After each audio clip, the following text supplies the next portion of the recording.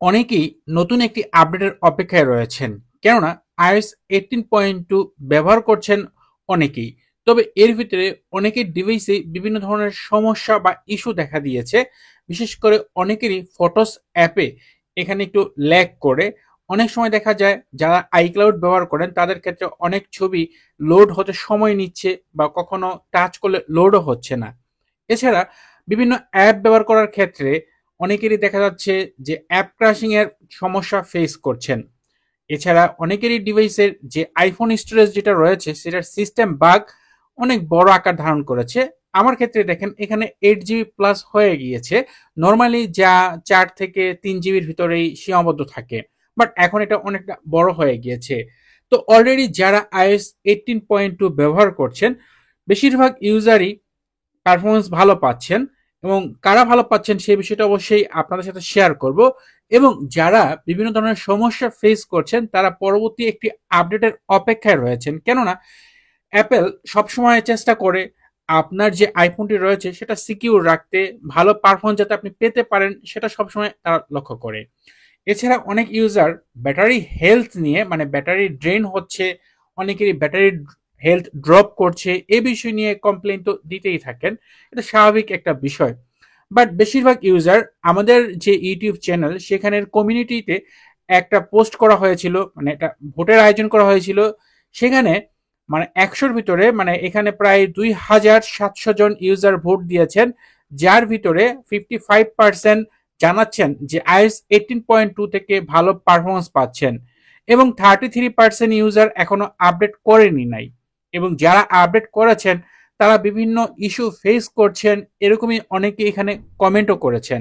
সবারই কমেন্টের উত্তর দেওয়া হয়েছে, তারপরও যেহেতু যেই কমেন্টগুলো আপডেট জনিত, যেগুলোর কারণে আপনি সমস্যা ফেস করছেন সেগুলো তো আপডেটের মাধ্যমে সমাধান হয়ে আসবে। তাই অ্যাপেল iOS 18.2.1 রিলিজ করতে যাচ্ছে। এই বিষয়ে অলরেডি ম্যাক রিউমার্স এবং 9to5 তারা জানিয়েছেন যে অ্যাপেল খুব সম্ভবত খুব তাড়াতাড়ি এটা আপডেট রিলিজ করবে, এবং এই আপডেটটা কবে রিলিজ করতে পারে এরকম একটি ধারণা এখন আপনাদের দেওয়ার চেষ্টা করব। যখন এই ভিডিওটি শুট করছি তখন হচ্ছে ডিসেম্বরের 22 তারিখ। তো এই হিসেবে এই সামনে 25 তারিখ হচ্ছে ক্রিসমাস ডে। এই ক্রিসমাস ডে থেকে আগামী 5-6 তারিখ পর্যন্ত এই সময়টাতে মোটামুটি ইন্টারন্যাশনালি অনেক কান্ট্রিতে ছুটি থাকে। এটা অনেক একটা বড় একটা ধর্মীয় উৎসব, যার কারণে ছুটি থাকে। এবং অ্যাপেল সাধারণত এই ক্রিসমাসের আগে কখনো কখনো আপডেট রিলিজ করে। ওই হিসেবে আজকে 22 তারিখ, আগামীকাল 23 তারিখ এবং সেই ক্ষেত্রে সোমবার একটা সম্ভাবনা রয়েছে নতুন একটি আপডেট রিলিজ করার।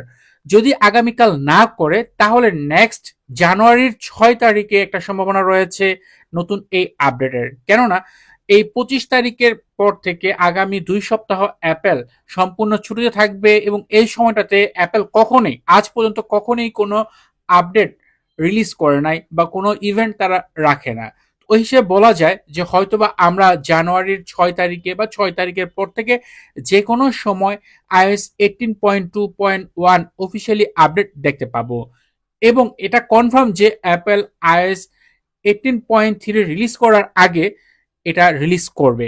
তাই যারা বিভিন্ন সমস্যা ফেস করছেন তারা আর কিছুদিন অপেক্ষা করেন। অ্যাপেল নতুন একটি সফটওয়্যার আপডেট নিয়ে আসতে যাচ্ছে। তবে এই আপডেটে আপনি নতুন কোনো ফিচার পাবেন না। সাধারণত এটা খুবই ছোট একটা আপডেট হবে, এবং এই আপডেটে অ্যাপেল তাদের সিকিউরিটি যে সিস্টেম সেটা আপডেট নিয়ে আসবে। সিকিউরিটি প্যাচ রয়েছে এবং যে সকল ইস্যু রয়েছে সেগুলোকে সলভ করবে। তো এই ছিল ভিডিও যে অ্যাপেল iOS 18.2.1 নিয়ে কাজ করছে, এবং হয়তোবা আমরা আগামীকালও হতে পারে, অথবা আগামীকাল না হলে জানুয়ারির 6 তারিখ বা 7-8 তারিখের ভিতরে আমরা নতুন একটি আপডেট দেখতে পারবো। ভিডিওটি যদি আপনার কাছে উপকারী মনে হয় তাহলে অবশ্যই ভিডিওতে লাইক দিবেন, কমেন্ট করবেন। চ্যানেলটি সাবস্ক্রাইব না করা থাকলে নিয়মিত আইফোন রিলেটেড ভিডিও দেখার জন্য চ্যানেলটি সাবস্ক্রাইব করে নেবেন। কথা হবে পরের ভিডিওতে। সেই পর্যন্ত ভালো থাকুন, সুস্থ থাকুন। আল্লাহ হাফেজ।